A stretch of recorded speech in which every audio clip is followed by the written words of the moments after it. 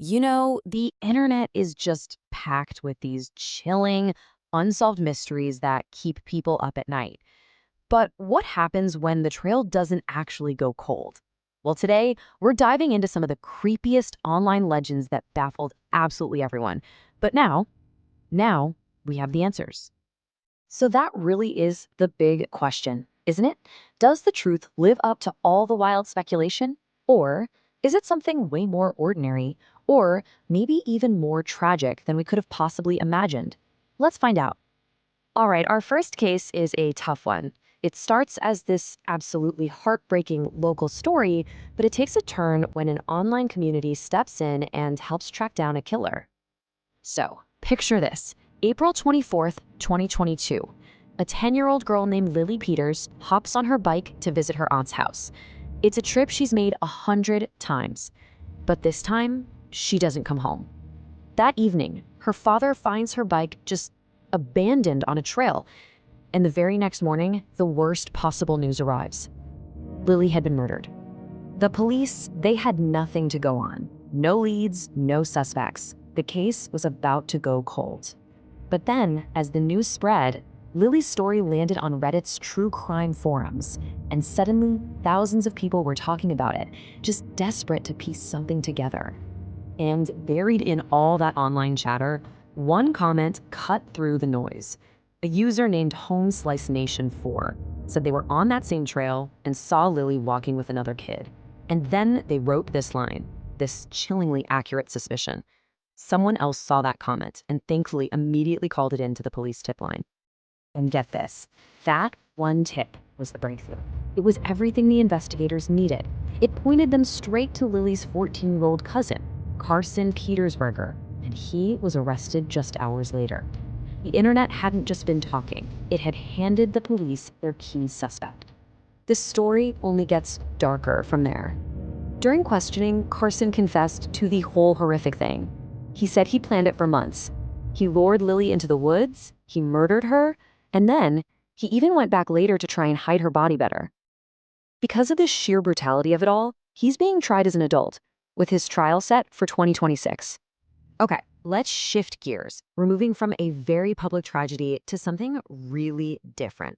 A super personal and bizarre psychological mystery that played out entirely within one man's apartment. So, a Reddit user who went by R. Bradbury started finding these strange post-it notes around his place. The weird part? It wasn't his handwriting. First, it was a chore list. Then the notes got creepier, with these cryptic warnings. He even set up a webcam to catch the intruder, but the footage would just vanish. Totally convinced his landlord was messing with him, he went to Reddit for legal advice. And that's when the internet's investigation really began. Now, people were throwing out all sorts of theories. Sleepwalking, a crazy landlord, you name it. But then one user asked this simple but absolutely brilliant question. He'd noticed in another post that the guy slept in this tiny windowless room. So he asked, "Do you get bad headaches?" And the answer was yes. Why was that question so important? Because it pointed to a silent killer, carbon monoxide. You see, it's this invisible, odorless gas, and when it builds up in a space without good ventilation, it can cause some serious neurological problems. We're talking memory loss, confusion, even hallucinations. So, on that Redditor's advice, Bradbury went out and bought a carbon monoxide detector. The second he plugged it in, the alarm started screaming. His apartment was full of the gas. There was no intruder. He had been writing all those notes to himself during these poisoned states of confusion, and then just completely forgetting he'd done it. A simple comment on Reddit didn't just solve a creepy mystery, it almost certainly saved this man's life. From a real-world danger that was literally in the air, let's jump into the digital world. This next one is all about a seriously creepy discovery that was hidden deep inside the code of an old Japanese horror game.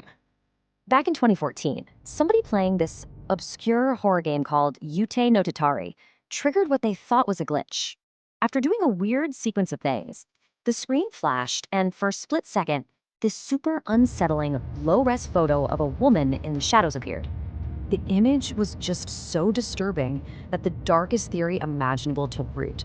People were convinced it was a real photo of a crime victim that a developer had secretly hidden in the game. And this wasn't totally out of left field. Other controversial games had done similar things before. So for years, this digital ghost haunted the game's community. But then in 2022, almost a decade later, a Redditor finally cracked the case. After countless reverse image searches came up with nothing, they found it. The photo wasn't real at all. It was just a single spooky frame from a trailer for a 2007 Japanese horror movie called Hair Extensions. The mystery was solved. The ghost in the machine was just a ghost from a movie. All right, next up, we have a mystery that wasn't just in one person's apartment or in one video game. No, this one supposedly infected the dreams of thousands of people all over the planet. Back in 2008, this website pops up showing this man's face with a really simple question: have you dreamed of this man? And incredibly, thousands of people from all corners of the globe claimed they had. The theory exploded that this was some kind of psychic entity, a shared nightmare figure invading our dreams. The reality, though, it was way less supernatural. It was all an elaborate viral marketing stunt cooked up by an Italian marketer. He never even said what he was promoting. The face, which was based on his own father, was a total fabrication. You know, this pattern of a super creepy myth getting busted by a really simple truth happens all the time online. So let's do a quick rapid fire round with two more really famous examples. First up, you've probably seen that creepy "I feel fantastic" video. The wild theory was that the android Tara was made by a serial killer and was even wearing the clothes of one of his victims.